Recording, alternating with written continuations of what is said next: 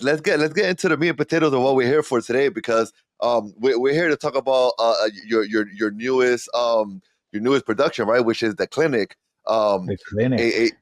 a a show that you're going to be bringing to the Klein Memorial Auditorium next Saturday, November 16th. Um, and you were just telling me, I don't know if you told me on air or off air, that this is it. Like, you were bringing it this one time to Connecticut, the place like, oh, so That's whoever it. is going to come has to come on November 16th to see it, you know? Um, Yeah.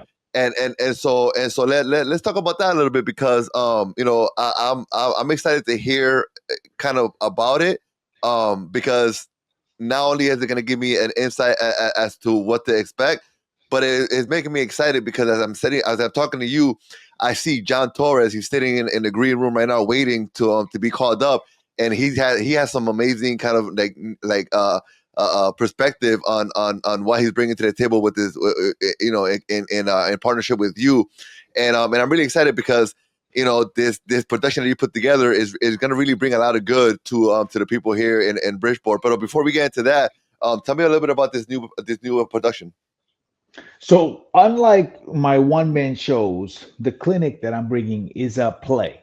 And I'm Okay. bringing two wonderfully talented actresses that I'm bringing over from Chicago. So, it's the three of us on stage. And Okay. what's nice about this is that it's one of those things where I wanted the play to still sound like my shows, but you've never been to my show, so you don't know what I'm talking about. But Oh anyway, God, so this, this, so this is for killing me. me, yeah, bro, I got all day.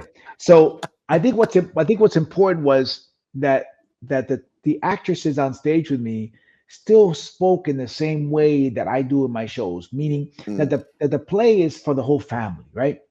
And it takes place one day at a medical clinic in a Latino neighborhood, right? It's what happens in this one day inside of the lobby while we're waiting to see the doctor, right? So I try to bring together what our community is like when it comes to medical issues, right? okay. So I wanted to capture that, but I wanted to make this play a little different than any plays that I've seen. So I managed to put in the play a few instances where the audience joins us on stage, right? So it's kind of Mm, like an interactive play. But the audience member, when they're on stage, they don't have to act. There's nothing on them. In other words, they're protected by the play. They're not there to be made fun of, ni nada de eso.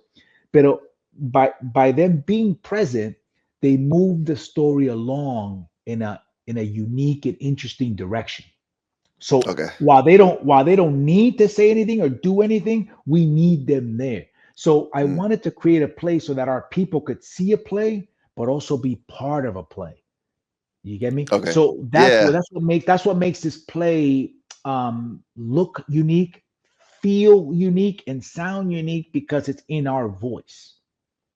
Okay. No, no, I definitely get it, and I understand it. And when you say it's in our voice, in terms of the language, this is something that's going to be English and Spanish. It's an English play, pero Oh, it's all English. right, nuestra cultura existe en los dos idiomas. In other words, I can speak English to you, right? Yeah. But you know exactly where I'm from. That's what I Yeah. mean. It sounds like us. In other words, there's a certain manner of speaking that I may approach or I may not. You see what I'm saying? Or Yeah. there's a certain way of talking that I can talk to you and you can understand what I'm saying to you.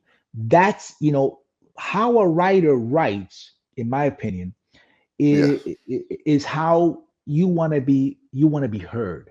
In other words, I can write very beautifully, almost like in prose, like a poem, or I can make it so that the people sound like people Yeah. like La Tia, or that old lady that lives down the street, or the guy that works in La Bodega. I can make it so that it sounds like us, and Yeah. I think the play does that, and I think it makes it not only more relatable, but it makes it funnier.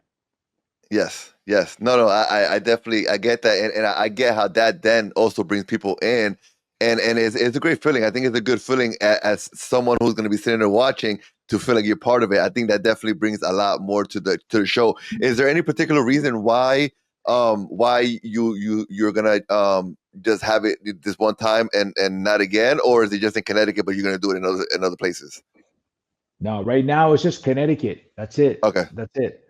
That's it. And I'm stepping away. I'm stepping away. This is kind of like this is it for a while for me. So Okay. uh, there's not going to be an opportunity to see the play in New York, or there's no plans to do it anywhere else. I wanted to do this play at the Klein. I talked to Lawrence. Lawrence has been wonderful. He's been supportive of all my shows. I've been Yes. going there for so many. I told Lawrence about the play when I was writing it, and I told Mm.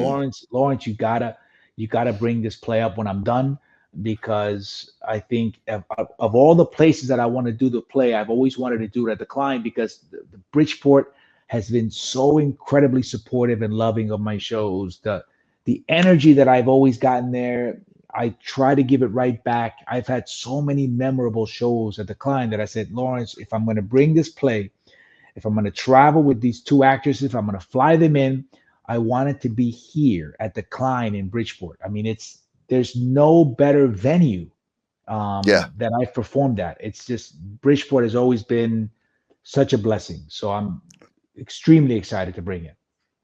No, and I'm excited for it as well. And I just because I was born and raised here in Bridgeport, to hear somebody speaking so eloquently and nice of such a great space here in Bridgeport, that really makes me happy.